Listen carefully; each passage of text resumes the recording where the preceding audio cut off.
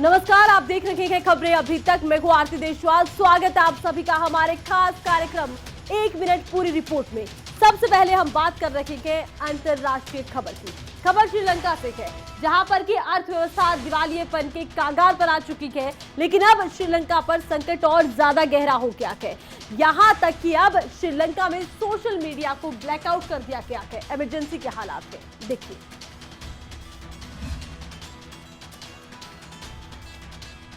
श्रीलंका में फिलहाल संकट बढ़ता जा रहा है। श्रीलंका सरकार ने देशव्यापी कर्फ्यू के बाद रविवार 3 अप्रैल की आधी रात के बाद देश भर में सोशल मीडिया ब्लैकआउट कर दिया है। यानी वहां सोशल मीडिया फिलहाल पूरी तरह से बंद हो गया है। इस कार्रवाई से प्रभावित होने वाले सोशल मीडिया प्लेटफॉर्म्स में Facebook, Twitter, WhatsApp, YouTube, Snapchat, TikTok और इंस्टाग्राम शामिल है।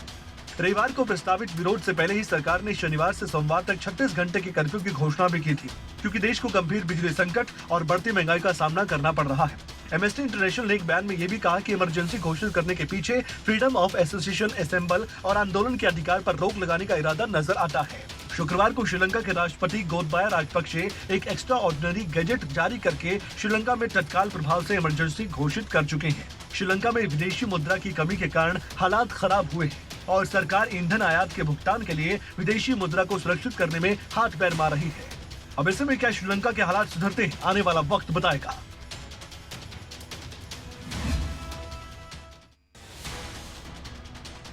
श्रीलंका में इमरजेंसी लगा दी गई है। सरकार प्रयास कर रही है कि बिगड़ते हालातों को किसी तरह संभाला जाए, क्योंकि फिलहाल श्रीलंका पर अंतर्राष्ट्रीय कर्ज बढ़ गया है और श्रीलंका में महंगाई अपने चरम पर है। अगली खबर की अब हम बात करते हैं।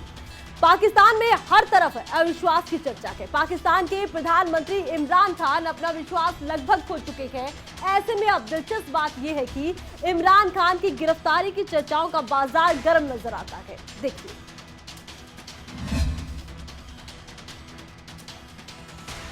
पाकिस्तान की सियासत में भूचाल सा आ गया है। इमरान खान के खिलाफ पाकिस्तान की नेशनल असेंबली में अविश्वास प्रस्ताव पर चर्चा है। पाकिस्तान की विपक्षी पार्टियां, जिनमें PMLN और PPP शामिल हैं, इन्होंने इमरान खान की सरकार के खिलाफ अविश्वास प्रस्ताव लाकर यह तक कह दिया था कि इमरान संसद में बहुमत खो चुके हैं और उन्हें तत्काल इस्तीफा देना होगा। लेकिन इस्तीफे के अलावा एक और ही बड़ी जानकारी निकलकर सामने आ गई है। जानकारी ये है कि पाकिस्तान के गृह मंत्री शेख रशीद का दावा है कि पाकिस्तान के प्रधानमंत्री इमरान खान गिरफ्तार हो सकते हैं। शेख रशीद ने कहा कि उन्हें लगता है कि वे इमरान खान को गिरफ्तार कर लेंगे। वे इमरान खान को बर्दाश्त नहीं करेंगे। 155 सदस्य इस्तीफा दे सकते हैं। ये लोकतंत्र के लिए गंभीर खतरा है। इस स्थिति का एकमात्र समाधान चुनाव ही है। शेख रशीद ने ये तक कह दिया कि पाकिस्तान की एजेंसियों को दखल देना चाहिए और नए चुनाव का रास्ता साफ करना चाहिए। पाकिस्तान की विपक्षी पार्टियों ने अब स्पीकर असद कैसर को हटाने के लिए भी उनके खिलाफ अविश्वास प्रस्ताव लाया है। यानी कि पाकिस्तान में हर तरफ बस अविश्वास ही है।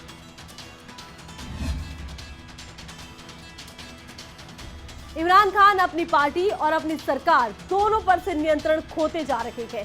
जादुई आंकड़ा जो उन्हें संसद में पेश करना है वो 172 का है, लेकिन केवल 155 सांसद इमरान खान के साथ है। देखना होगा क्या इमरान खान अपनी कुर्सी बचा पाते हैं। फिलहाल उनकी कुर्सी के पेच ढीले नजर आ रहे हैं। बात करते हैं पाकिस्तान की ही। पाकिस्तान में इमरान सरकार पर अविश्वास प्रस्ताव की तलवार लटक रही है।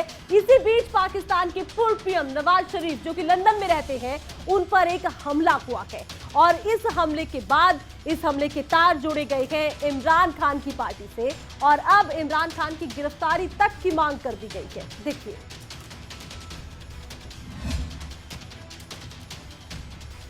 पाकिस्तान में इमरान सरकार के खिलाफ जहां विपक्ष लामबंद है और माना ये जा रहा है कि इमरान खान सरकार बचाने में जी जान से जुटे हैं, तो वहीं इमरान खान पर अब विपक्ष ने एक और बड़ा आरोप जड़ा है। दरअसल लंदन में रह रहे पाकिस्तान के पूर्व प्रधानमंत्री नवाज शरीफ पर कथित तौर पर एक हमला हुआ है और इस हमले के लिए पाकिस्तान के मौजूदा पीएम इमरान खान की पार्टी पाकिस्तान तहरीक-ए-इंसाफ के कार्यकर्ताओं को जिम्मेदार माना जा रहा है। पाकिस्तान में नवाज शरीफ की बेटी मरियम नवाज ने इसकी निंदा करते हुए इमरान खान को अरेस्ट करने की मांग की। तो ऐसे में अपनी कुर्सी बचाने की जुगत में लगे इमरान खान पर जहां सियासी हमले तेज हो गए हैं, तो वहीं हाल ही में इमरान खान ने भी अपने विरोधियों पर हॉर्स ट्रेडिंग के आरोप जड़े थे। तो वहीं बहुमत का आंकड़ा पाकिस्तान की संसद में 172 का है और फिलहाल इमरान खान के पास 155 सांसद हैं। अब देखना होगा अविश्वास प्रस्ताव का सामना कर रहे इमरान खान सियासी हमलों का क्या जवाब देते हैं।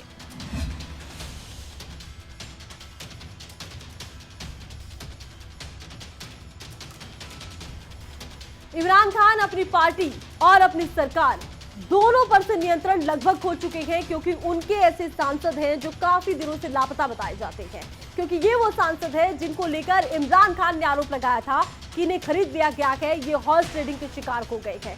हालांकि माना यह जा रहा है कि आज ही के दिन तस्वीर साफ होगी कि इमरान खान की सरकार बचती है या चली जाती है। अगली खबर की अब हम बात करेंगे। भले ही यूक्रेन के कई हिस्सों से रूस की सेना पीछे हट गई हो, लेकिन हमलों का दौर अभी भी जारी है। ओडिशा में बैक टू बैक कई हमले किए गए हैं, देखिए।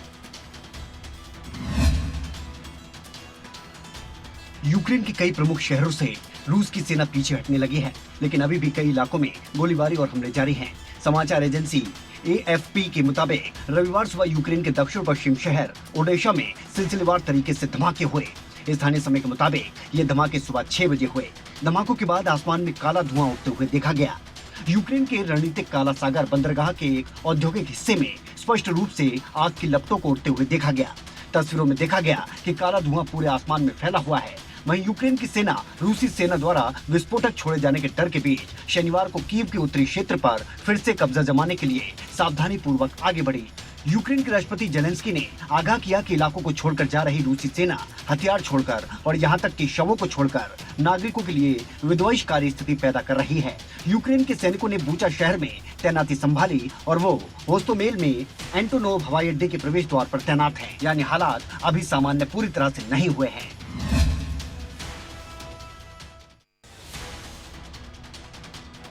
रूस और यूक्रेन के इस युद्ध में यूक्रेन खंडर को रहा है।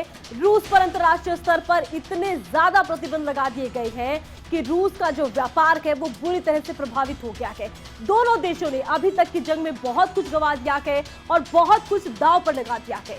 देखना होगा युद्ध का खात्मा आखिर कब होता है। अगली खबर की अब हम बात करेंगे। बात भारत की करते हैं। दिल्ली में बने डीएमके के नए कार्यालय के उद्घाटन के मौके पर विपक्ष के बड़े चेहरे साथ नजर आए। डीएमके प्रमुख और तमिलनाडु के मुख्यमंत्री एमके स्टालिन के न्योते पर कांग्रेस अध्यक्ष सोनिया गांधी भी इस कार्यक्रम में पहुंची। देखिए।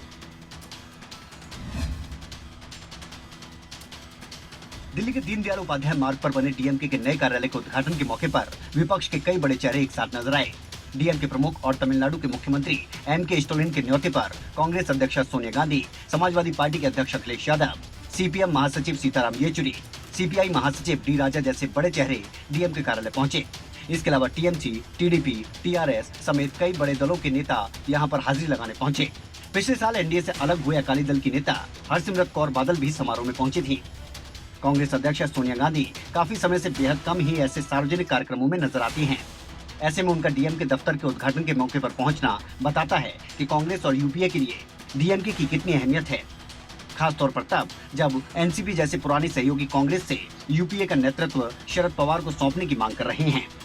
दिल्ली में बने पार्टी दफ्तर के उद्घाटन के बहाने स्टालिन ने शक्ति प्रदर्शन कर कहीं न कहीं साफ कर दिया है कि तमिलनाडु में मजबूती से पैर जमाने के बाद उनकी नजर दिल्ली की सियासत पर भी है।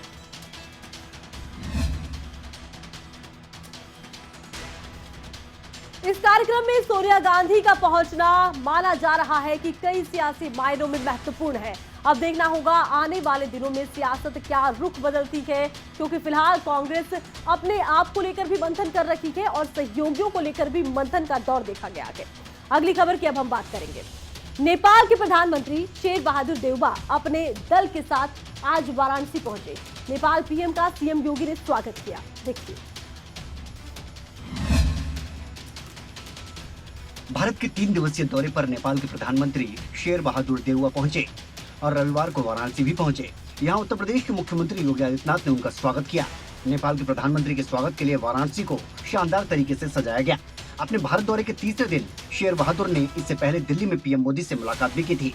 वाराणसी दौरे से पहले उत्तर प्रदेश के सीएम योगी आदित्यनाथ के साथ सड़कों को उनकी तस्वीरों के साथ सजाया गया और शहर में उनके स्वागत के लिए कई द्वार बनाए गए। नेपाल के प्रधानमंत्री शेर बहादुर देउबा ने काशी विश्वनाथ और बाबा काल भैरव मंदिर में भी दर्शन किए और वृद्ध आश्रम के जीर्णोद्धार कार्य का शिलान्यास किया। नंदेसर स्थित होटल में दोपहर का भोजन करने के बाद नेपाल के पीएम और सीएम योगी आदित्यनाथ के आधे घंटे तक कई मुद्दों पर बातचीत होगी। नेपाल के प्रधानमंत्री 1 अप्रैल से भारत दौरे पर हैं। माना जा रहा है कि भारत नेपाल के बीच कुछ समय से चल रहे विवाद के बीच भारत नेपाल संबंध एक बार फिर से पटरी पर आने की ओर हैं। नेपाल के प्रधानमंत्री शेर बहादुर देउवा का भारत में ये लंबे समय बाद दौरा है। नेपाली पीएम के भारत दौरे को इस लिहाज से महत्वपूर्ण माना जा रहा है कि दोनों देशों के बीच संबंध अब बेहतर होते जा रहे हैं। अगली खबर की बात करते हैं। देश में एक बार फिर पेट्रोल डीजल के दामों में बढ़ोतरी दर्ज की गई है। ज्यादातर राज्यों में अब पेट्रोल के दाम 100 रुपए के पार हो गए हैं। रिपोर्ट देखिए। अप्रैल के महीने का पहला संडे नहीं बल्कि टेंशन बढ़ाने वाला डे है, क्योंकि रविवार की सुबह की शुरुआत तेल और डीजल की कीमतों में बढ़ोतरी के साथ हुई। उत्तर प्रदेश सहित 5 राज्यों के चुनाव परिणाम आने के बाद कुछ समय बाद से ही पेट्रोल और डीजल की कीमतें बढ़ रही हैं। पिछले 2 हफ्तों में कम से कम तेल की कीमतों में करीब 8 रुपए की बढ़ोतरी हुई है। आपको बता दें कि तेल की कीमतों में लगातार 80-80 पैसे की बढ़ोतरी की जा रही है। रविवार को भी 80-80 पैसे की बढ़ोतरी दर्ज की गई। इसके साथ ही हाल ही में देश भर में सिलेंडरों के दामों में भी बढ़ोतरी की गई थी। वहीं तेल की कीमतों में लगातार हो रही बढ़ोतरी के खिलाफ कांग्रेस केंद्र सरकार को अलग अलग राज्यों में घेरने का काम कर रही है। इसके अलावा जनता भी लगातार महंगाई से परेशान है। पेट्रोल प्राइस बढ़ने से पब्लिक को प्रॉब्लम आ रहा है। इससे आम जीवन पे बहुत इफेक्ट पड़ रहा है। महंगाई बढ़ते जा रहा है। महंगाई पर सरकार का कंट्रोल नहीं है, इसके बारे में क्या बोला जाए। हम लोग 12-15 हज़ार रुपये कमाने वाले हैं।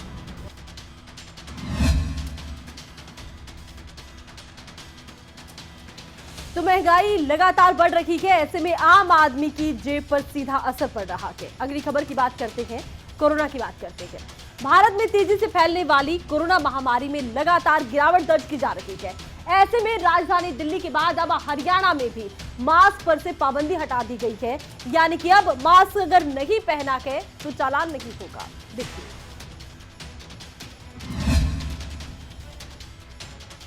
भारत में कोरोना महामारी में लगातार गिरावट दर्ज की जा रही है। ऐसे में राजधानी दिल्ली के बाद हरियाणा में भी मास्क से पाबंदी हटा दी गई है। मास्क न पहनने पर अब कोई भी जुर्माना नहीं लगेगा। हरियाणा में सार्वजनिक स्थानों पर मास्क की अनिवार्यता को खत्म कर दिया गया है। किसी को भी मास्क न लगाने पर जुर्माना देने की जरूरत नहीं होगी। पहले बिना मास्क के घूमने पर 500 रुपए जुर्माना देना पड़ता था, लेकिन अब हरियाणा सरकार के आदेश के बाद मास्क पर लगी पाबंदी को हटा लिया गया है। वहीं विशेषज्ञों की माने तो मास्क लगाना अभी लोगों के लिए फायदेमंद ही रहेगा, क्योंकि कोरोना महामारी बेशक कम हुई है, लेकिन अभी कोरोना पूरी तरह से खत्म नहीं हुआ है।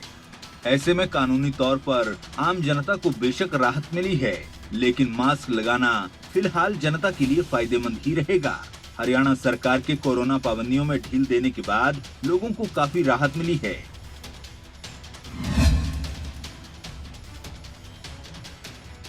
तो कोरोना की पाबंदियों में राहत जरूर दी गई है, लेकिन इसका ये कतई अर्थ नहीं है कि लापरवाही बरती जाए। अगली खबर की बात करते हैं। पंजाब के बाद अब हरियाणा सरकार ने भी विधानसभा का विशेष सत्र बुलाया है। 5 अप्रैल को हरियाणा विधानसभा का स्पेशल सेशन बुलाया गया है।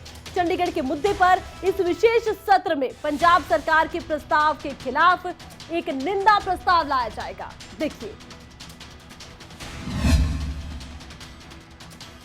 चंडीगढ़ को लेकर एक बार फिर से हरियाणा और पंजाब आमने सामने आ चुके हैं। इसकी शुरुआत पंजाब सरकार ने की थी। पंजाब की आम आदमी पार्टी सरकार ने केंद्र पर निशाना साधते हुए चंडीगढ़ पर अपनी दावेदारी ठोकी, तो एक प्रस्ताव तक पारित करने का ऐलान भी हुआ और पंजाब के मुख्यमंत्री भगवंत मान ने प्रस्ताव पारित करवाकर चंडीगढ़ को पूरी तरह से पंजाब को ट्रांसफर करने की बात भी कही थी।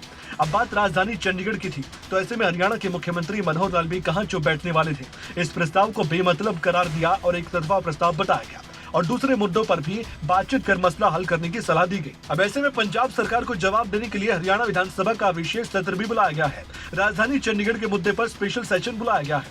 5 अप्रैल को हरियाणा विधानसभा का ये विशेष सत्र बुलाया गया है। चंडीगढ़ को लेकर पंजाब विधानसभा में जो पारित प्रस्ताव हुआ था, उसे लेकर ही हरियाणा सरकार ने पहले ही आपत्ति जताई थी। अब ऐसे में हरियाणा मंत्रिमंडल की बैठक में मुख्यमंत्री की अध्यक्षता के दौरान ये फैसला हो चुका है। इस दौरान पंजाब सरकार के खिलाफ हरियाणा विधानसभा में निंदा प्रस्ताव भी लाया जाएगा। चंडीगढ़ के इस मुद्दे पर पंजाब और हरियाणा आमने सामने आ गए हैं। अब देखना होगा आने वाले दिनों में कितना सियासी घमासान देखने को मिलता है। अगली खबर की बात करते हैं। हरियाणा के मुख्यमंत्री मनोहर लाल 2 जिलों के महत्वपूर्ण दौरे पर हैं और हरियाणा के मुख्यमंत्री मनोहर लाल करनाल और जींद में मौजूद रहकर बड़ी विकास परियोजनाओं को लेकर बड़ी घोषणा करने वाले हैं। रिपोर्ट देखिए। एक बार फिर से हरियाणा के 2 जिलों के लोगों को बड़ी सौगात मिलने जा रही है। हरियाणा के मुख्यमंत्री मनोहर लाल 2 जगह महत्वपूर्ण दौरा करने जा रहे हैं। जींद और करनाल के दौरे पर रहते हुए हरियाणा के मुख्यमंत्री मनोहर लाल कई बड़ी सौगातें देने जा रहे हैं। सबसे पहले हमेठी बहुतवाला में 33 केवी सब स्टेशन मोहाना डिस्ट्रीब्यूटरी के पुनर्निर्माण के कार्य की सौगात दी जाएगी। इसके बाद हरियाणा के मुख्यमंत्री मनोहर लाल के बहुत से कार्यक्रम होने वाले हैं। इसके बाद जींद के अर्जुन स्टेडियम में स्पोर्ट्स फैसिलिटेशन सेंटर, सफीदों के खेड़ा खेमावती में राजकीय ITI समेत कुल 9 परियोजनाओं का उद्घाटन और 9 परियोजनाओं का ही शिलान्यास भी करना है। हरियाणा के मुख्यमंत्री मनोहर लाल ये सौगातें देने जा रहे हैं। इसके बाद जींद में एक जनसभा को भी संबोधित करने का बड़ा कार्यक्रम है। इस दौरान हरियाणा के मुख्यमंत्री मनोहर लाल जनसभा में मौजूद लोगों के सामने कई जानकारियां भी साझा कर सकते हैं। हरियाणा में विकास परियोजनाओं की झड़ी लगाने का सिलसिला एक बार फिर से शुरू हो गया है। अब ऐसे में जींद के बाद शाम को करनाल में भी मुख्यमंत्री मनोहर लाल 6 से ज्यादा परियोजनाओं का शिलान्यास करने जा रहे हैं।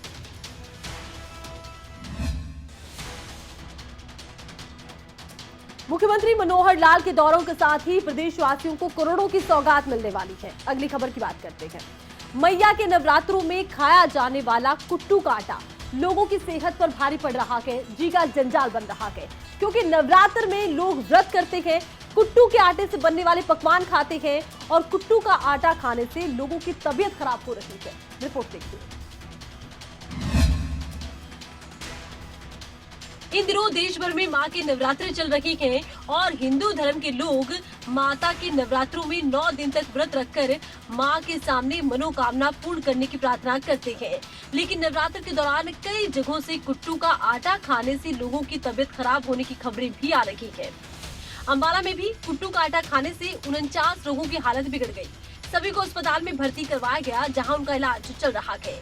उपचार के बाद तबीयत ठीक होने पर 40 मरीजों को छुट्टी दे दी गई। 3 अभी भी अस्पताल में भर्ती हैं।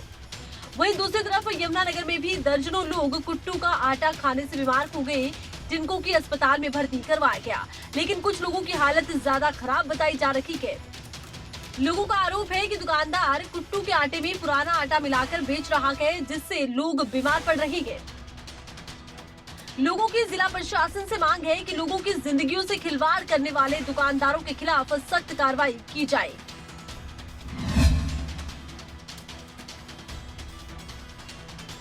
अब जो लोग बीमार हुए हैं उनका कहना ये है कि उन्हें पुराना आटा नए आटे में मिलाकर दिया गया, एक्सपायरी डेट का आटा दिया गया। अब ये जांच का विषय है कि आटा मिलावटी था या खराब था। इसके साथ ही हम खबरों में आगे बढ़ते हैं। गेहूं की खरीद की बात करते हैं। गेहूं की फसल की खरीद हो रही है हरियाणा में। अंबाला में भी 1 अप्रैल से मंडियों में खरीद शुरू हो गई, लेकिन किसान ज्यादातर अभी मंडियों में अपनी फसल लेकर नहीं पहुंच रहे। इक्का दुक्का किसान ही मंडियों का रुख कर रहे हैं। रिपोर्ट।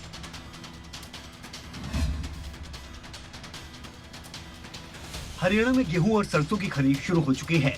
अंबाला में पहले दिन गेहूं की कोई आवक दर्ज नहीं हुई थी, तो वहीं दूसरे दिन केवल 2 ही किसान अपनी गेहूं की फसल लेकर मंडी पहुंचे, जिनकी फसल में नरमी होने के कारण उसे सुखाया जा रहा है। फसल लेकर पहुंचे किसानों ने बताया कि कल शाम उन्होंने अपनी फसल कटवाई थी, जिसे वो मंडी लेकर पहुंचे। गेट पास आसानी से कट गया। मंडी प्रशासन की तैयारियां भी ठीक हैं। इसके अलावा किसानों ने बताया कि जनवरी महीने में हुई बारिश और मार्च की गर्मी की वजह से इस साल पैदावार बहुत कम है।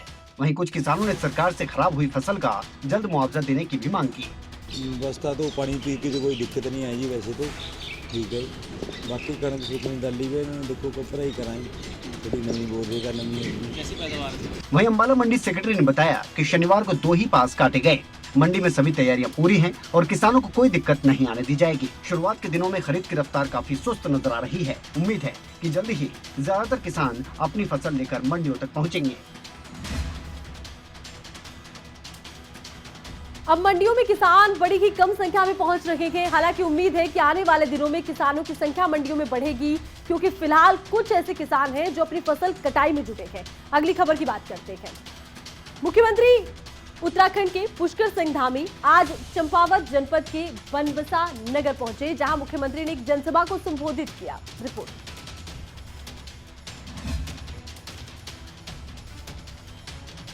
मुख्यमंत्री पुष्कर सिंह धामी चंपावत के दौरे पर पहुंचे। इस 2 दिवसीय चंपावत दौरे के दौरान मुख्यमंत्री पुष्कर सिंह धामी ने टनकपुर के डॉक्टर APJ अब्दुल कलाम प्रौद्योगिकी संस्थान में आयोजित जन संवाद कार्यक्रम में हिस्सा लिया और कॉलेज का निरीक्षण किया। साथ ही लाइब्रेरी, कंप्यूटर लैब, क्लासरूम और छात्र छात्राओं द्वारा लगाई गई प्रदर्शनियों का निरीक्षण भी किया।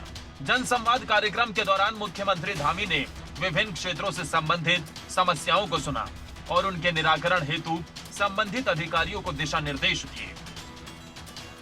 मुख्यमंत्री ने कहा कि टनकपुर बागेश्वर रेल लाइन पर काम करने की प्रक्रिया शुरू हो गई है। इसके सर्वे के लिए 29 करोड़ रुपए भी जारी कर दिए गए हैं। गरीबों को ध्यान में रखते हुए योजनाओं का निर्माण किया जाएगा। मुख्यमंत्री ने कहा कि उत्तराखंड में वृद्धावस्था पेंशन योजना पर बड़ा फैसला लेते हुए अब पति पत्नी दोनों को वृद्धावस्था पेंशन योजना का लाभ दिया है।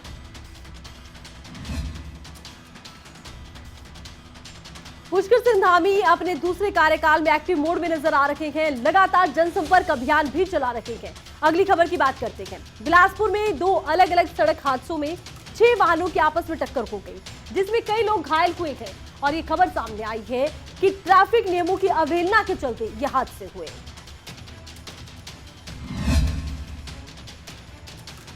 हिमाचल प्रदेश में लगातार बढ़ते वाहनों की संख्या से सड़क हादसों में इजाफा हो रहा है। ऐसे में गलत तरीके से ओवरटेक करने के चक्कर में चंडीगढ़ मनाली नेशनल हाईवे 205 पर टूरिस्ट बस ने ट्रक और कार को टक्कर मार दी, जिसमें 8 लोग घायल हो गए, जिन्हें तुरंत क्षेत्रीय अस्पताल में भर्ती करवाया गया। साथ ही स्वारघाट थाना पुलिस ने बस चालक के खिलाफ मामला दर्ज कर लिया है। वहीं दूसरी तरफ बिलासपुर से कुछ दूरी पर बामटा के पास तेज रफ्तार ट्रक ने एक बस और जीप को टक्कर मार दी। फिलहाल बस में सवार सभी सवारियां सुरक्षित हैं।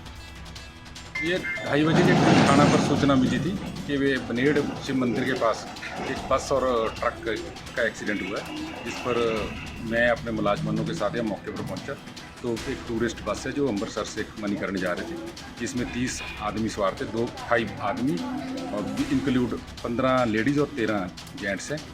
हिमाचल प्रदेश में ज्यादातर तेज गति से वाहन चलाने और गलत तरीके से ओवरटेक करने पर ही सड़क हादसे होते हैं।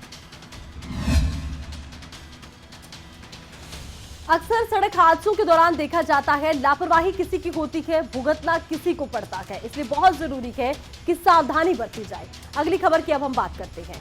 मंडी के जोगिंदर नगर कॉलेज के फंक्शन में शामिल होने आए विधायक प्रकाश राणा का छात्रों ने घेराव कर दिया। छात्रों ने विधायक के सामने अपनी समस्याएं रखी, साथ ही अपनी मांगों को लेकर एक ज्ञापन भी सौंपा। रिपोर्ट। जोगिंदरनगर कॉलेज में उस समय माहौल तनावपूर्ण हो गया जब छात्रों ने जोगिंदरनगर के विधायक प्रकाश राणा का घेराव किया। कॉलेज फंक्शन से पहले छात्रों ने नारेबाजी कर अपनी मांगों को लेकर विधायक को ज्ञापन सौंपा। दरअसल नशेड़ियों का अड्डा बन चुका पुराना भवन अब चर्चा का मुख्य विषय बन गया है। ऐसे में छात्रों ने भवन को जल्द से जल्द गिराने की मांग की है। साथ ही नए पुस्तकालय समेत जूडो और बॉक्सिंग रिंग तैयार करवाने की भी मांग की गई है। वहीं आए दिन कॉलेज परिसर में घुसने वाले असामाजिक तत्वों के लिए सुरक्षा कर्मियों की तैनाती की भी मांग की गई है। वहीं विधायक प्रकाश राणा ने छात्रों की सभी मांगों को जल्द पूरा करने का आश्वासन तो दे दिया है। बहरहाल कॉलेज छात्रों की समस्याओं को लेकर विधायक प्रकाश राणा काफी गंभीर नजर आए। जब हम सिर्फ इसको घोषित किया तो मैंने क्या देखा, बाकी और इस चीज को समझो यार बच्चों, आप बड़े हैं। अगर इसको नहीं किया होता ना डिसाइडेड में, अब इन्होंने तो कर दिया, लेकिन गिरी क्यों नहीं प्रॉब्लम है, क्यों नहीं कराई।